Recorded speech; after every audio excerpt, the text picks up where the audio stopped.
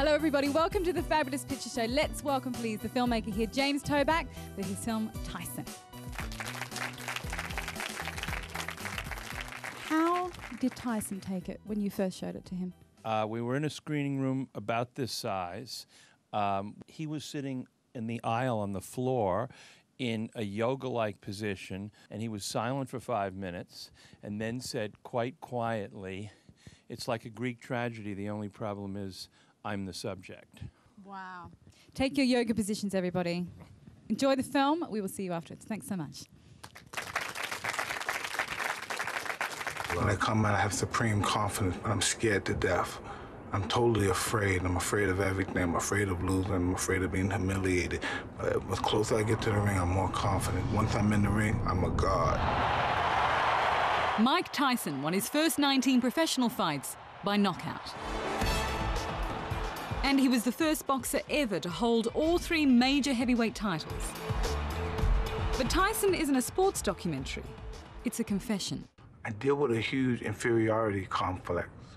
As a little boy, I was fat and everybody picked on me. So now I never back down from a fight. Toback interviewed Tyson while the fallen champ was in rehab for drug addiction. James Toback convinced me. I have a great deal of trust in him, and I believed that it was going to be a decent project. And once I committed to it, I told him I would give him wholeheartedly. I'd give him everything that he wanted to have. The film charts Tyson's incredible rise from the ghetto with the help of manager-trainer Cus D'Amato. The fact that he is here and doing what he's doing, and doing as well as he's doing, and improving as he has, gives me the motivation and interest to stay alive. D'Amato died just before the 20-year-old Tyson became the youngest ever heavyweight champ. And now the question is, who in this world has any chance against this man? But success was still elusive. It's been pure hell. In his personal life. After his marriage to Robin Givens and his association with Don King, Tyson's life seemed to unravel in full public view. Lawsuits, car accidents, and domestic brawls.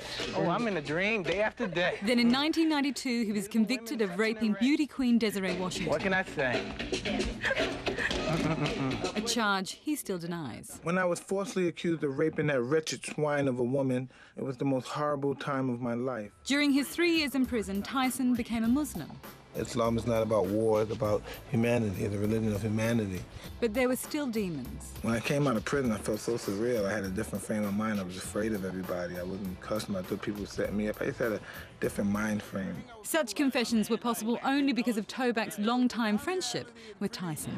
Toback, deviancy. Toback, deviancy. I've known Mr. Toback for over 20 years, and he gave me big parts in some of his movies before, but he never discussed making a documentary about me. In Toback's Black and White, Tyson plays himself, reacting to an advance from a character... Sorry, are you having a private moment?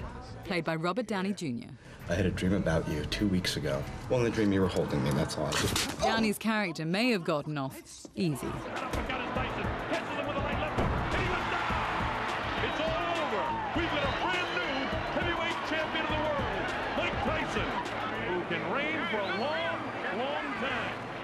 You had Mike in several of your films before. You always knew you wanted to make a film with him, certainly as him as the protagonist. Did you ever know that you were going to do a film like this, though? No, when we were shooting Black and White, there were those 2 well-known sensational scenes in which Downey hits on Mike relentlessly before being slapped, choked, slammed on the ground, and dispensed with. But the actual scene that triggered this movie was the next one, in which he's in a gym talking to Power of Wu-Tang Clan, who's asking for advice on whether or not to kill a friend who's about to rat on him. You're angry, and you're angry about people that you feel that's betrayed you, but if you're not willing to be nice to somebody constantly, then you should kill them. And there was something about the meditative, self-analytical, calm way he spoke in that scene that made me say, this Mike Tyson would be a great subject for a whole film portrait. So if you're not nice to them, you have them around, and once you empower them, they're going to kill you or hurt you. Mike has his own voice, and what makes anyone feasible for an hour and a half is if you're listening to a voice that has its own flavor, because you feel you're getting the truth. I can remember going to school and being bullied and people taking my glasses and putting him in the trunk of a milk cart. I've never had any kind of physical altercation with anybody at that particular time in my life. So I couldn't believe a human being would do that. I never dreamed somebody, an absolute stranger, would do that to me. Some of the most incredible moments in the film is when he's choking out when he talks about Cuss. This Cuss trained me to be totally ferocious in the ring and out. We had a totally different relationship. Yeah, and you just can't believe that you're managing to induce that sort of emotion from him. I won every championship that he told me, because he told me what to do. If Cuss were to have lived 10 years longer than he actually did, do you think Mike Tyson, would he have been perhaps more like Muhammad Ali and less of a tragic figure? I don't think so, because Cuss's environment was artificially protective. It's like a father and son relationship. You know, even though he is my manager and trainer, sometimes I forget that because of the way we are. If Mike had been let out on his own at 28 instead of 19, he might have been able to handle it better, but he still would have been out on his own, still relatively unprepared. I can remember being at Cuss D'Amato's funeral. I felt lonely. I just felt naked to the world. I just felt like a very vulnerable young boy. I think his despair over his own complicity and his own misery is the sort of saddest thing about the film. You feel it's someone who fully understands his own triggering of all the worst things that happened to him, except the Desiree Washington situation. And that's why, in an odd way, he supplements his dismissal of the fraudulence of the charge by saying, I'm not saying I wasn't a jerk with other women. I'm a jerk sometimes, and I say things that sometimes crass and coarse, but I would never do nothing to that extent. And whatever I did, I may have taken advantage of women before, but I never took advantage of her. And I think it's a way of trying to digest the horror of rotting away in prison for 3.5 years for something he didn't do. For many people, he will always be a convicted rapist. Of course, convicted is an interesting word, and the idea of suggesting that convicted is equivalent to guilty is something we're so brainwashed to accept that we actually hear convicted as a final statement. But if someone didn't do something, the conviction is all the more horrifying.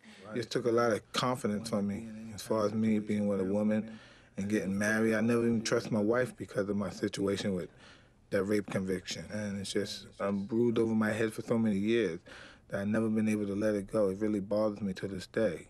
How important was the friendship you had with him in order to produce this movie? I think the friendship was essential to it in the sense that I think I knew how to allow him to get out and reveal himself in a way that if you didn't know him really well and weren't close to him, it really wouldn't have been possible. I was scared of everybody and everyone.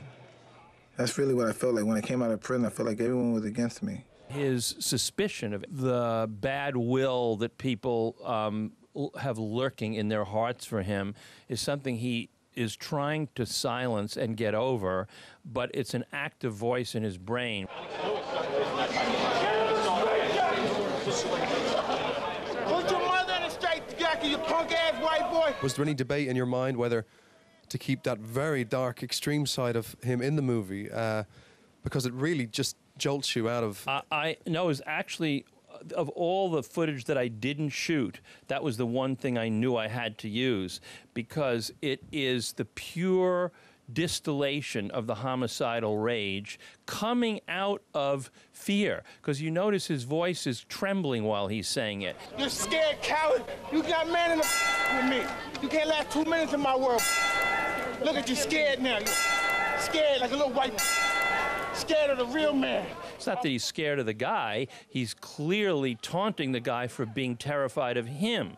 But what he is scared of, and you feel the fear, is this homicidal rage. And that's the ferocious person in the ring. That's the part of him that says, I will not be denied. You have tried. You will get it for trying to bully me and humiliate me. So that was an essential moment for me. Cuss talked to me over and over again. When I was a young kid, when I was 13 and 14, I used to never have to worry about nobody ever bullying me again. Because I knew back then, because I knew, oh man, I can't even say it.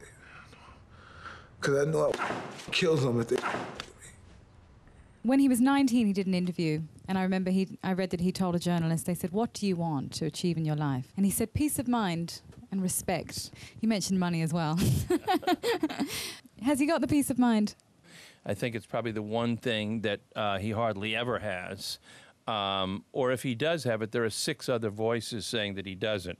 So it's only going to be one channel. I, by the way, have a new stolen line for my answer to that question, which is, how many of you have seen Breathless, Godard's film, À bout de souffle? There's a great line, Jean-Pierre Melville, great French director, playing himself in one scene, comes off a plane, and there's a whole crowd of reporters mobbing him and sticking mics and photographing him, and somebody yells out, "What do you want to do? What is your desire?" And he says, Devenir immortel, et puis mourir. To become immortal and then to die. So that's better than peace of mind. Can we please thank the filmmaker here, James Toback, for his film Tyson.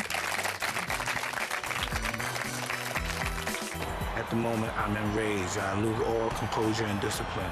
I fight and fight and fight, and I want to choke him. I bit him.